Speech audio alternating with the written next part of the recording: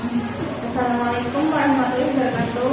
Waalaikumsalam warahmatullahi wabarakatuh. Sebelumnya saya berterima kasih karena kalian sudah meluangkan waktu untuk datang pada kegiatan pagi hari ini. Sebelum kita mulai kegiatan ini, mari kita berdoa agar kegiatan ini berjalan dengan lancar.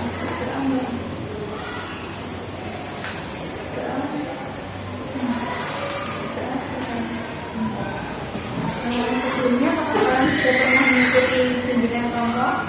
Iya. Jadi saya jelaskan dulu ya, apa itu bimbingan kelompok. Bimbingan kelompok adalah membantu anggota mengenali diri, mengembangkan potensi, dan menyelesaikan masalah bersama-sama dalam suatu dinamika kelompok. Gitu ya. Nanti kalian bisa mengungkapkan pendapat kalian secara terbuka, tanpa jangan ada yang takut kalau teman yang lainnya mau bilang ke temannya. Gitu. Saya minta waktunya untuk menyelesaikan kegiatan ini kurang lebih 40 menit. 40 menit. Sebelumnya kan saya belum ada kenalan sama kalian. Gimana kalau kita perkenalan dulu biar lebih akrab? Iya. Perkenalan dimulai dari sini. Saya kasih dari Selanjutnya, nama saya Siska kasih selanjutnya, nama saya selanjutnya. nama Saya Amin dari kelas 9. Ya, Bapak dari selanjutnya. Saya Ratika dari kelas 9. Sudah pada kenal ya? Ya. Saya siapa? Perkenalkan, nama saya Sinta dari Universitas IPA.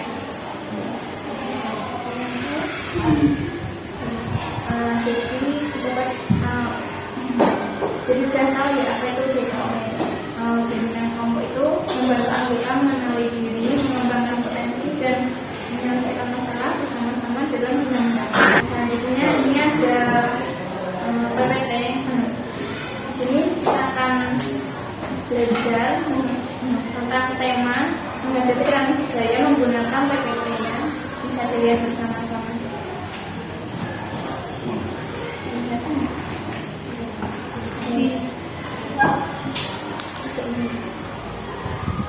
Jadi di sini pengertian teman sebaya itu menghadapi teman sebaya dengan bijak, membantu untuk berinteraksi dan berkomunikasi dengan mereka secara efektif dan penuh pengertian. Ini melibatkan beberapa aspek penting seperti komunikasi yang baik, di mana kita menyampaikan pendapat dan perasaan dengan jelas dan jujur, sambil tetap menghormati perasaan orang lain. Selain itu, empati menjadi kunci di mana kita dapat memahami dan merasakan apa yang dirasakan oleh teman, serta siap memberikan dukungan saat mereka menghadapi perbedaan pendapat atau masalah yang mungkin muncul, serta toleransi untuk menghargai perbedaan dan nilai antara teman-teman lainnya. Di sini juga ada dua jenis. Pertama ada tekanan positif dan tekanan negatif. Ada yang bisa menyebutkan diantaranya? tekanan positifnya teman-teman yang mengajakku untuk rajin belajar agar mendapatkan nilai yang bagus. Dan kedua, tampak teman yang mengajak untuk terlibat dalam kegiatan sosial seperti mengikuti ekstrakurikuler. Jadi benar ya, terima kasih ya. Jadi tekanan sebaya positif itu terjadi ketika pengaruh dari teman-teman memberikan dampak baik atau perkembangan, meningkatkan keterampilan atau membuat keputusan yang lebih baik. Ada yang bisa menjelaskan itu tekanan negatif? Tekanan sebaya negatif terjadi ketika pengaruh teman-teman membuat seseorang mengambil keputusan atau melakukan tindakan yang merugikan dirinya atau orang lain. Contohnya, satu, teman mengajak bolos sekolah meskipun saya tidak mau. Dua, dipengaruhi teman untuk menghabiskan uang pada hal-hal yang tidak perlu, seperti membeli barang-barang mahal. Hanya agar terlihat berat. Benar semua ya. Ini selanjutnya ada dampak positif. Tekanan sebaya pertama itu ada meningkatkan motivasi dan prestasi, Kedua, membantu pembangunan sosial. Ketiga, menginspirasi untuk mencoba hal baru. Keempat, mengembangkan kebiasaan baik. Selanjutnya juga ada dampak negatif anak sebaya. Ada yang tahu nggak dampaknya apa aja sih untuk kita? Sebenarnya seperti ini, kesehatan kita diganggu, melakukan tindakan negatif, serta pengaruh pada prestasi akademik dan hubungan dengan orang lain terganggu. Terima kasih. Di sini juga ada cara bijak menghadapi tekanan sebaya. Pertama itu ada tetap percaya pada apa yang benar menurutmu. Kedua, belajar mengatakan tidak untuk penolakan yang sopan tapi tegas. Ketiga, berteman dengan mereka yang menghargai dirimu apa adanya. Keempat, pikirkan konsekuensi sebelum mengambil keputusan. Jadi kita harus memikirkan apa yang akan terjadi jika kita mengambil suatu tindakan itu. Jadi ada yang bisa memberikan kesimpulan dari materi ini.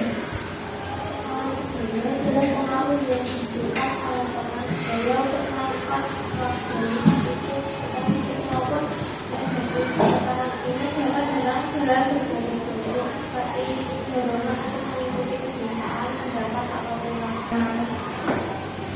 Selanjutnya kita akan melihat satu video motivasi tentang tekanan teman sebaya agar kalian lebih paham lagi apa itu tekanan teman sebaya. Halo, selamat datang di seri video pendidikan kecepatan hidup. Kali ini kita akan membahas tentang menolak tekanan teman sebaya. Yuk kita simak dulu kisah berikut ini. Amir senang sekali bisa berteman dengan Rudy, Ahmad, dan Sani. Mereka adalah kelompok para partner di sekolahnya. Suatu hari, Rudy menawari Amir untuk mengkonsumsi narkoba bagi menenang. Rudy bilang, ini biasa kok, kamu cobalah. Amir tampak bingung. Apa yang harus dilakukan oleh Amir? Berkata tidak terhadap ajakan teman tidak selalu mudah. Hal ini biasanya dikarenakan kita tidak ingin mengecewakan atau melukai perasaan mereka. Kita juga ingin menjadi bagian dari kelompok pertemanan tersebut. Selain itu, biasanya teman atau pihak yang mengajak kita tidak akan menyelami itu saja jika kita berkata tidak. Beberapa hal yang sering dilakukan atau dikatakan pada saat memuji kita, mereka mengatakan bagian atau hal yang menyenangkan, bukan sisi resikonya. Mereka mengatakan hal-hal yang membuat kita merasa tidak hebat atau menurunkan rasa percaya diri. Mereka membuat pernyataan seakan-akan hal ini adalah sesuatu yang normal atau wajar. Mereka mengatakan ada konsekuensi atau hukuman yang akan diberikan kepada kita jika kita tidak mengikuti ajakan mereka. Mereka berlaku agresif kepada kita. Dalam kondisi seperti ini, kamu perlu berpikir kritis. Artinya, kamu harus bisa mempertimbangkan pro dan kontra dari sebuah tindakan tertentu, serta membuat pilihan-pilihan logis berdasarkan akibat-akibat yang kemungkinan akan terjadi. Sebelum memutuskan merokok atau mengkonsumsi obat-obatan dan alkohol, pikirkanlah sejenak mengenai akibat-akibatnya terhadap dirimu, teman-temanmu, dan juga keluargamu. Karena pada saat kamu melakukan konsekuensi negatif seperti kehilangan uang, menjadi pecandu atau hal lainnya, hanya kamu yang akan menanggungnya sendiri. Teman kamu tidak akan bisa berbuat banyak. Sekarang, ayo kita lakukan sebuah kegiatan bersama. Kamu akan bertukar pikiran tentang dampak dan konsekuensi dari merokok, memakai obat-obatan, dan minum alkohol dengan teman-temanmu. Diskusikan apakah resiko-resiko dari tindakan tersebut pantas untuk kita coba. Ikuti contoh membuat diagram konsekuensi seperti pada gambar ini.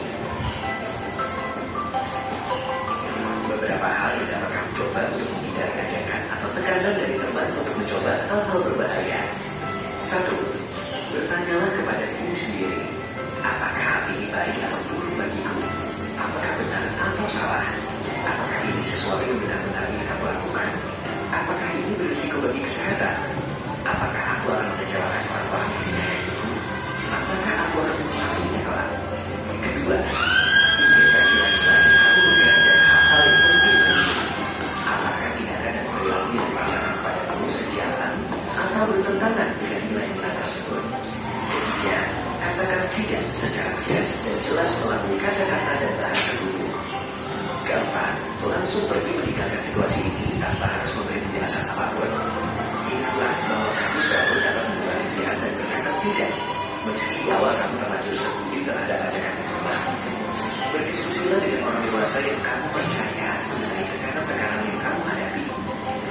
Terakhir, kita akan membahas soal kreativitas.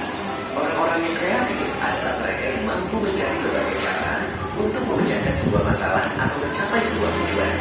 Nah, kreativitas ini dapat membantu kamu menghindari alkohol, obat-obatan, dan juga rokok.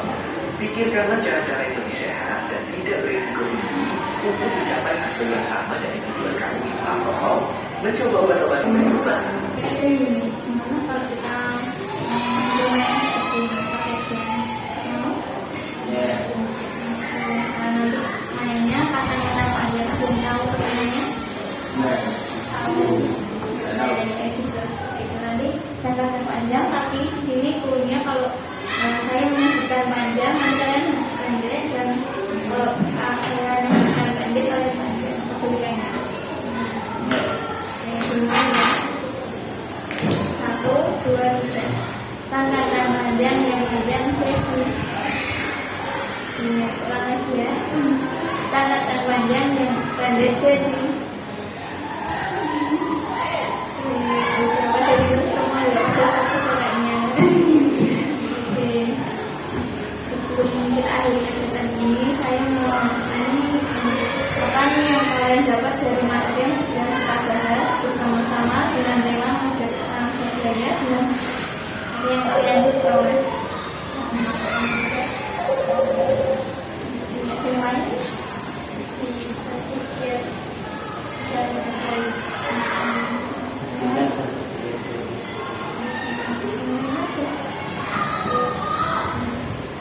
selanjutnya apa nih perasaan kalian setelah mengikuti kegiatan pada KJW ini?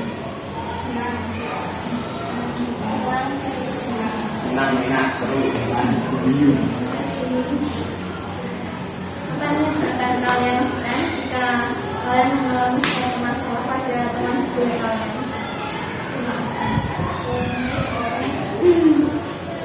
mencari solusi. Bisa ngapain? Beberapa rekonsiliasi. Kegiatan ini akan berakhir nih. Apa nih kesan-kesan kalian setelah mengikuti kegiatan pada hari ini?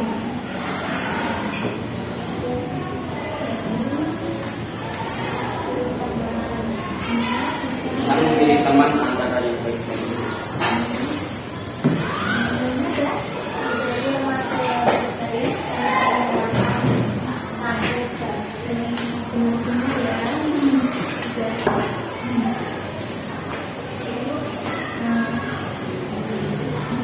Sebelum kita akhiri kegiatan ini, saya ada lembar kertas nanti bisa diisi sama-sama. Saya berikan ya. Saya silakan isi adik-adik. Makasih adik-adik kalian sudah menyempatkan waktu dan mau membantu saya menyelesaikan tugas saya. Sebelum kita akhiri kegiatan ini, mari kita berdoa karena sudah diberi kelancaran dan semoga ilmunya bermanfaat bagi kita semua.